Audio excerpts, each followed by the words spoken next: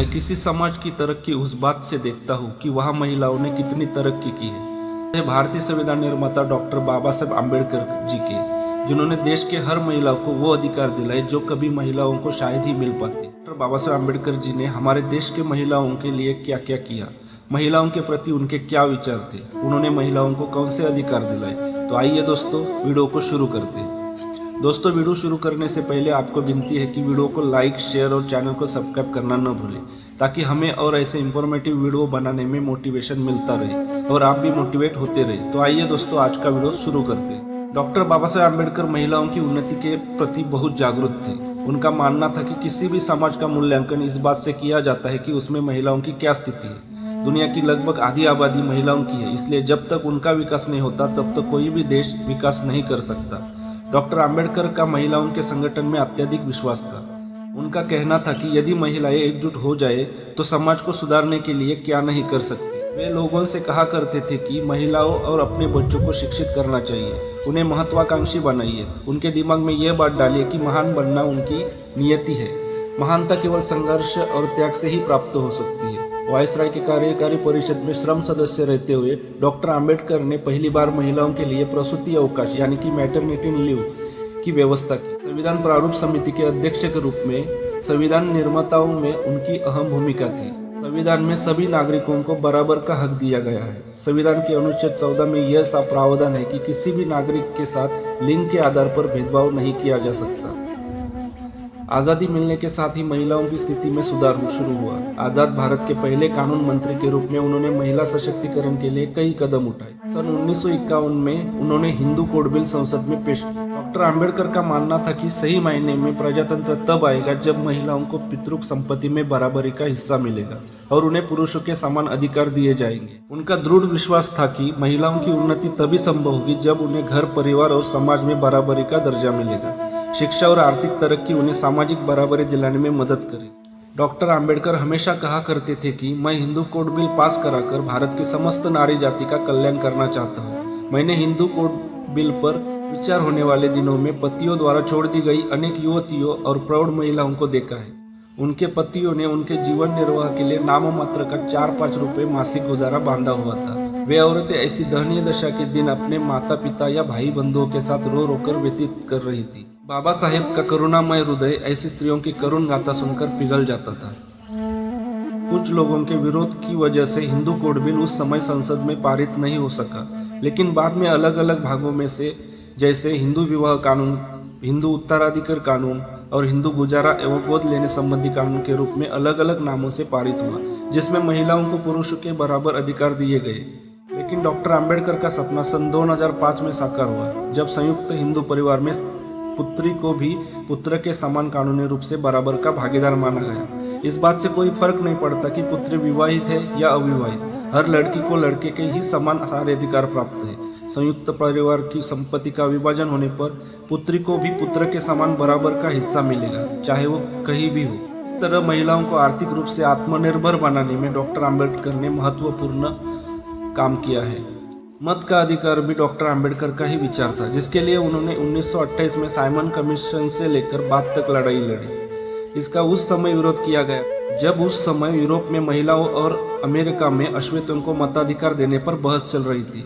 आम्बेडकर ने वोट डालने का अधिकार के मुद्दे को आगे बढ़ाया। डॉक्टर आम्बेडकर ने संरक्षण आधारित लोकतंत्र के बजाय नए भारत के लिए अधिकारों वाले लोकतंत्र को चुना। इससे यह समझना चाहिए कि महिलाओं को मताधिकार भी बाबा साहेब आम्बेडकर जी के वजह से ही मिला है।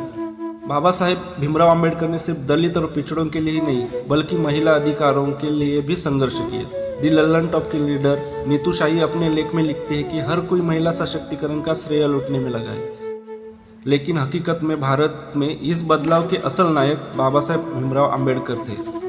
वीमेन एम्पावरमेंट यानी महिला सशक्तिकरण कई साल से फैशन में, सरकारों के साथ बहुत सी गैर सरकारी संस्थाएं इसके लिए काम कर रही है। हर साल महिला दिवस पर अखबारों के पन्ने महिला सशक्तिकरण के उदाहरण से रंगे मिलते हैं। न्यूज चैनलों पर बहुत सी हस्तियां विचार रखती है। राजनीतिक दल भी अपनी रोटियां सेक रहे हैं। इस बाबत ढेरों योजनाएं चलाई जा रही है, Beti Bachao Beti Padhao, selfie with daughter, Sukanya Samriddhi योजना वगैरह वगैरह। अभी तो हाल ही में एक और नई योजना है जिसका नाम है लाडली बहना, जिसकी शुरुआत तो सरकार ने बहुत बढ़िया की, लेकिन कब तक चलेगी इसका कुछ पता नहीं। इन योजनाओं और प्रयासों का महिलाओं के जीवन पर क्या असर हो रहा है, इस पर बहस की जानी चाहिए। हर कोई महिलाओं को सशक्त बनाने का श्रेय लुटने में लगा है, लेकिन भारत में महिला सशक्तिकरण के असली नायक बाबा साहेब भीमराव आम्बेडकर थे। 5 फरवरी 1951 को डॉक्टर भीमराव आम्बेडकर ने संसद में हिंदू कोड बिल पेश किया। इसका मकसद हिंदू महिलाओं को सामाजिक शोषण से आज़ाद कराना और पुरुषों के बराबर अधिकार दिलाना था। महिला सशक्तिकरण की दिशा में इस ऐतिहासिक कदम से आज शायद बहुत कम महिला परिचित होंगी।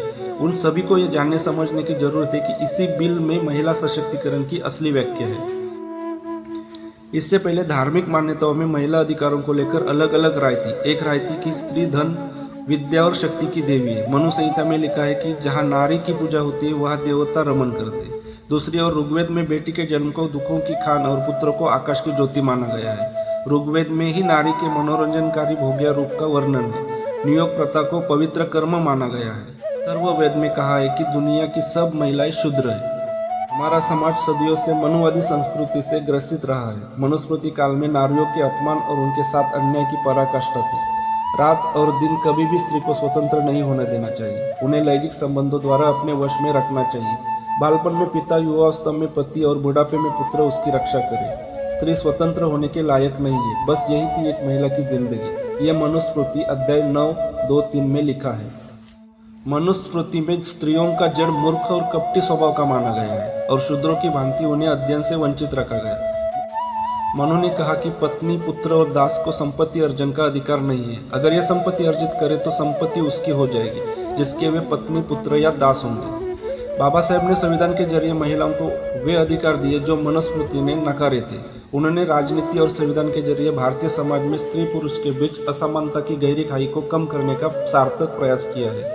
जाति, लिंग और धर्मनिरपेक्ष संविधान में उन्होंने सामाजिक न्याय की कल्पना की है। हिंदू कोड बिल के जरिए उन्होंने संवैधानिक स्तर पर महिला हितों की रक्षा का प्रयास किया। इस बिल के मुख्यतः 4 अंग थे। हिंदुओं में बहुविवाह की प्रथा को समाप्त करके केवल एक विवाह का प्रावधान जो विधि सम्मत हो। 2. महिलाओं को संपत्ति में अधिकार देना और गोद लेने का अधिकार लेना।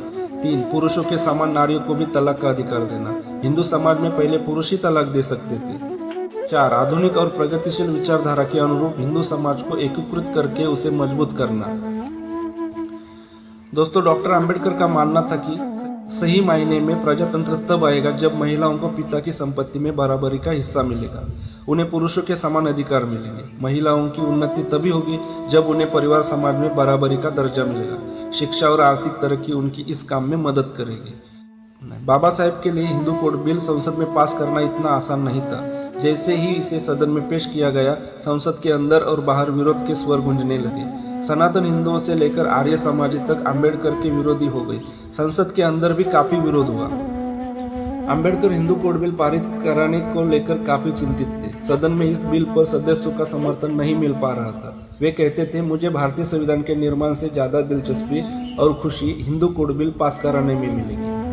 सच तो यह है कि हिंदू कोड बिल के जरिए महिला हितों की रक्षा करने वाला विधान बनाना भारतीय कानून के इतिहास की महत्वपूर्ण घटना है, लेकिन तत्कालीन राष्ट्रपति डॉक्टर राजेंद्र प्रसाद ने इसका विरोध किया।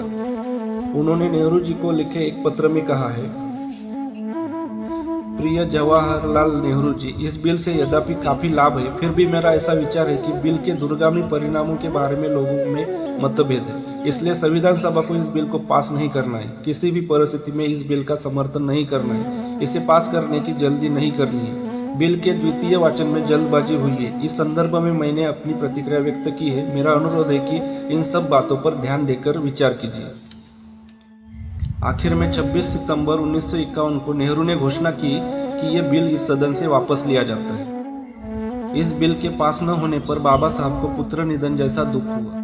27 सितंबर 1951 को बाबा साहब ने मंत्री पद से इस्तीफा दे दिया। मकसद पूरा न होने पर सत्ता से छोड़ देना निस्वार्थ समाज सेवी की पहचान है। ये बाबा साहब जैसे लोग ही कर सकते हैं। लेकिन वो बाबा साहब ही थे जिन्होंने महिलाओं के अधिकारों के लिए अपने पद को त्याग दिया। इसे कहते हैं नेता, जो पहले जनता का सुख देखता हो। बाबा साहब के इस्तीफा के बाद देश भर में हिंदू कोड बिल के पक्ष में बड़ी प्रतिक्रिया हुई, खास तौर से महिला संगठनों द्वारा। कुछ साल बाद 1955-56 हिंदू कोड बिल के अधिकांश प्रावधानों को निम्न भागों में संसद ने पारित किया। इसमें कोई संदेह नहीं कि इसका श्रेय डॉक्टर आम्बेडकर जी को ही जाता है, क्योंकि ये बाबा साहेब जी की वजह से ही भारतीय समाज में महिलाओं को अवसर प्राप्त हुए। वैसे अब भी कई सामाजिक रूढ़ियां महिलाओं को रास्ते की रुकावटें हैं, फिर भी मुझे और देश के हर नागरिक को अपना विचार रखने की आज़ादी मिली है तो सिर्फ बाबा साहब की वजह से। लेकिन दोस्तों, दुख तो इस बात का है कि आज भी लोग ये मानने के लिए तैयार नहीं कि बाबा साहेब ने इस देश के लिए कुछ अच्छा काम किया है। उनका मानना है कि बाबा साहेब तो सिर्फ दलितों के नेता है। दोस्तों, इस देश में कितना भी बड़ा विद्वान हो, उनको जाति धर्म में बांटा जाता है। उनकी विद्वत्ता या ज्ञान को देखा नहीं जाता। इससे बड़ा दुर्भाग्य इस देश का क्या होगा। मेरा देश के हर नागरिक को कहना है कि छोड़ो ये जाति धर्म के नाम पे महापुरुषों को बांटना। उनके कार्यों को देखो, उनके विचारों पर आगे बढ़ो और खुद का और समाज का विकास करो। दोस्तों, बाबा साहेब आम्बेडकर जी को जो करना था वो उन्होंने कर दिया। उनका कार्य जब तक ये सृष्टि है तब तक अमर रहेगा। अब हमें सोचना है कि हमें क्या करना है। इस जाति धर्म के जंजीरों में फंसे रहना है या उसे बाहर निकलना है, यह हम पर निर्भर करता है। दोस्तों, भारत रत्न डॉक्टर बाबा साहेब आम्बेडकर को पूरी दुनिया जानती है, जिन्होंने महिलाओं के लिए बहुत काम किए हैं। के अधिकारों को दिलाकर महिलाओं को स्वतंत्रता से जीने का अधिकार दिलाया है। इनके साथ साथ ज्योतिबा फुले, सावित्रीबाई फुले के योगदान को भी हम भूल नहीं सकते। डॉक्टर बाबा साहेब आम्बेडकर जी ने भारतीय समाज की महिलाओं की दयनीय दशा में सुधार करने के लिए महत्वपूर्ण योगदान दिया। इसलिए आज नारी हर क्षेत्र में अपना योगदान दे रही है। यदि हम बाबा साहेब की विचारधारा को मानते हैं तो हम महिलाओं के प्रति समानता का दृष्टिकोण अपनाते हैं, क्योंकि अम्बेडकर विचारधारा महिलाओं को पुरुष के समान सभी क्षेत्र में बराबरी का अधिकार देती है। इसलिए हमें अम्बेडकर की विचारधारा को अपनाकर महिलाओं के प्रति अपना दृष्टिकोण सुधारना चाहिए। दोस्तों, वीडियो अगर अच्छा लगे तो लाइक, शेयर और चैनल को सब्सक्राइब जरूर करें। तो मिलते हैं ऐसी एक नई वीडियो के साथ। तब तक के लिए अपना ख्याल रखिए। जय भीम।